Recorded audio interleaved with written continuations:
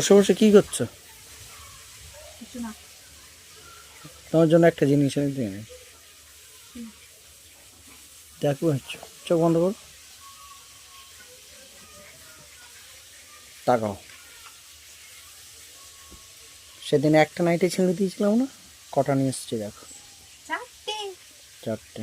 ওরে বাবা, খুলে দেখো নাইটিগুলো।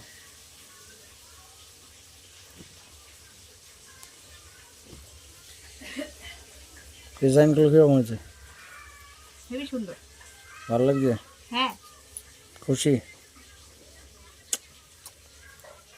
একটা নাইটের জন্য কতগুলো কথা শুনিয়েছিলে? ছিঁড়েছিলে কেন? শুনেছি বলে কথা শোনো না?